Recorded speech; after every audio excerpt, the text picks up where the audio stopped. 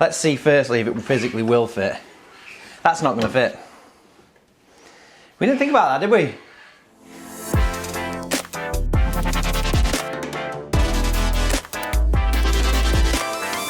Welcome back to another video. Jonathan here at Shadow Foam, and last week we showed you our unit update and all of the major changes that we've been making in this unit.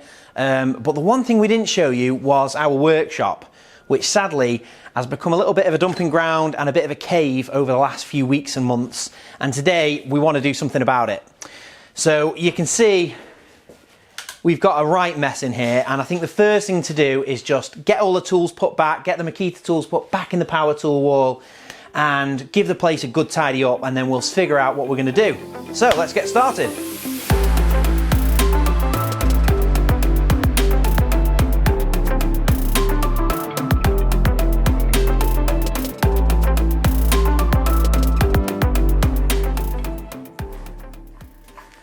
Right, so that is this side of the workshop, all clean and tidy. We didn't do the whole workshop because we've got a whole host of kind of tools and equipment that we do need to find a permanent home for within the workshop. So we've cleared out all the big stuff. And the main reason we've done this side is because we actually want to build a workspace over here. And we're going to be using two of these cabinets, which I've had them hanging around for a while. And they're side cabinets, really. So I bought them to go on the side of these big red roll cabs that we have. And I was never really taken with them because they weren't as tall as the roll cabs, so they looked a little bit odd in my opinion.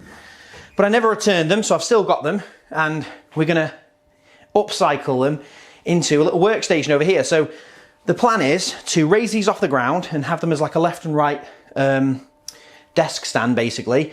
And then we'll put a length of the same counter that we've got here, which we got from B&Q, on the top, and we'll build a frame around it.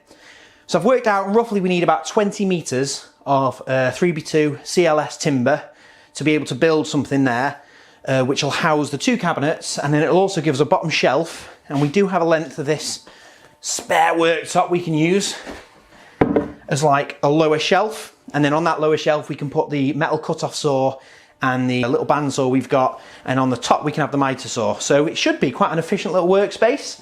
But we need to go to B&Q now and get a length of worktop and get the CLS.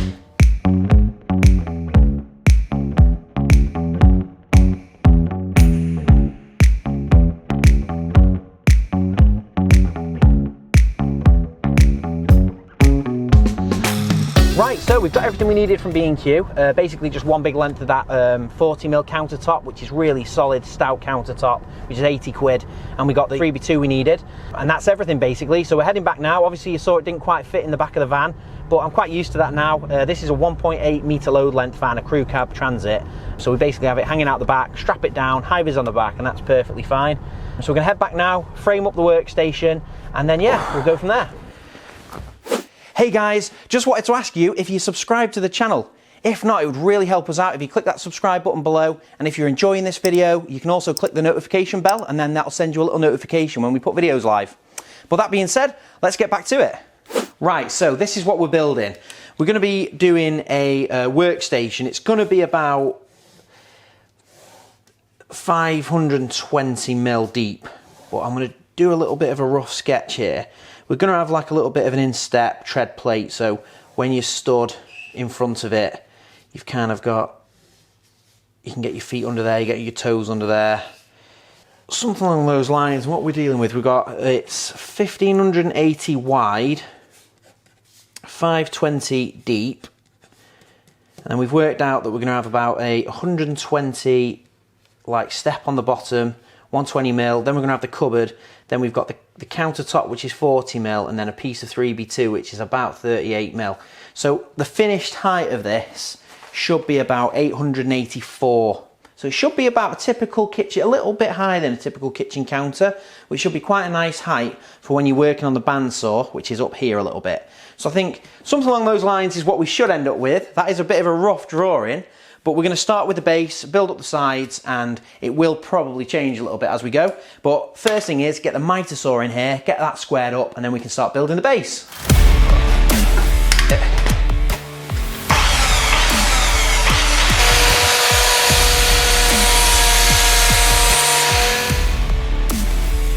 clean cut there.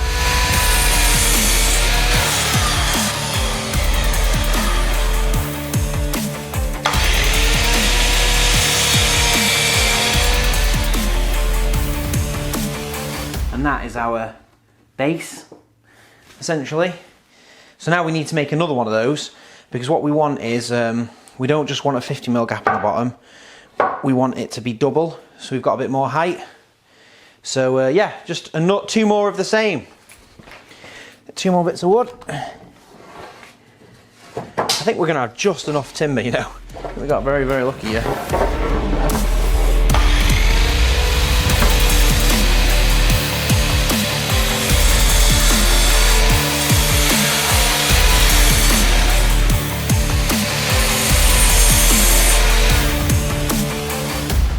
So, just got to screw these in and then I'll put together the top frame.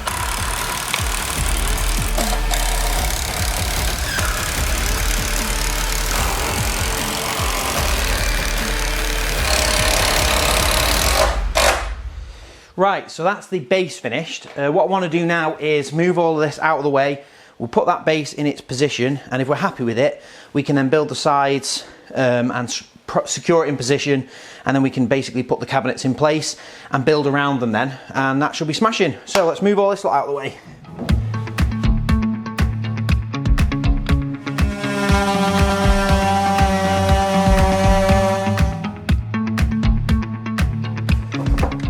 Right, so we've had to just adapt this skirting board a little bit. The frame we built was a touch too wide, so we'll just level this out and then we'll have a solid base to work to, and we're going to screw it into the wall as well.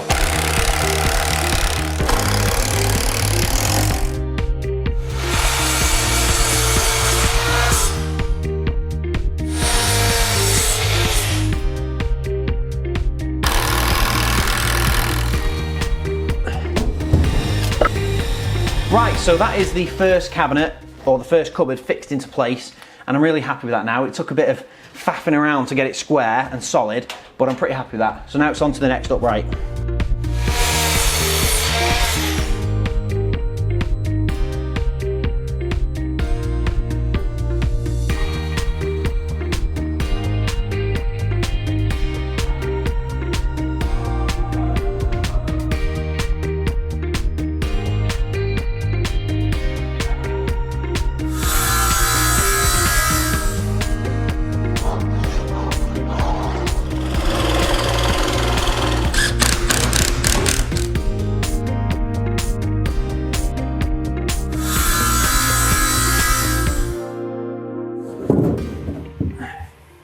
Right, smashing. I'm really happy with that bottom shelf. Obviously, we've still got to do the worktop, but before we do that, we're going to give it a quick sand and we're going to paint it dark grey to match this cabinetry we did over here. I think it'd be a shame to leave it the natural wood, so we're going to get it painted and it'll be ready for the worktop.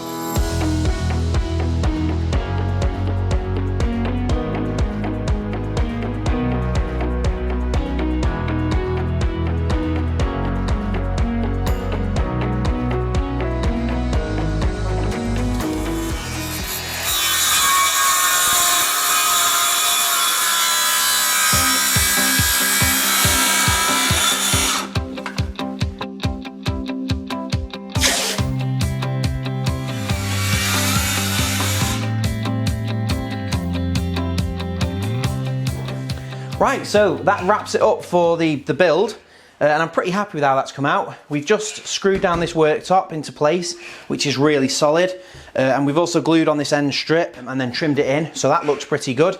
So the only thing left really with this is we do want to put a vise on here and a bench grinder, but the ones that we've got, we're not quite sure if they're going to work in this space properly, so we might leave that to another video. But we will be putting the metal chop saw in its new home, which is under here, and that fits lovely. That goes right to the back, and then this little Axminster hobby bandsaw as well that we like to keep, because you never know when you're gonna be able to use that.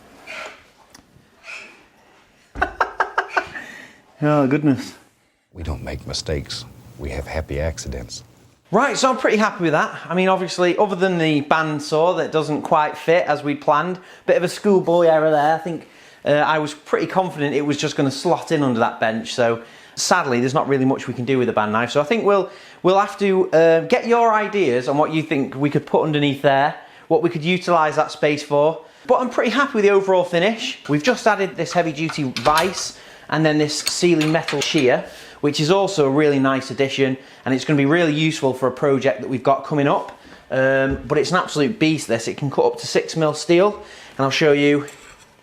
It's pretty spot on, that. I think that's going to be really handy for some of our future video projects we've got coming up, some of the other builds we've got, looking at some metal work. So I'm really pleased with that. And overall, the workbench has come out really nicely, and it's made a big impact in this space. It feels a lot tidier here already. But let us know in the comments below. We'd love to hear from you what you would have changed or how you would have done it. And on that note, we have another project coming next week or the week after, which is going to be a tool wall here. And we're hoping to create some cost-effective tool frames. And we've got a really cool idea how you can make some low-cost and quite quick tool frames. And they're all going to be mounted on a French cleat system here. So here's a little teaser of what that's going to look like. We've still got a fair amount of mess. We're going to be building some really simple, cost-effective tool panels. I'm quite impressed with the quality of the frame. And this will fit a piece of 50mm foam in it. Thanks for watching, guys. If you like this video and you'd like to see more, why not check out two of our other big builds. We've got the Makita power tool wall over here, and we've got our Sneak Gaming Energy Shaker Collection wall over here. So click on the links and go and check those out, and we'll see you next time.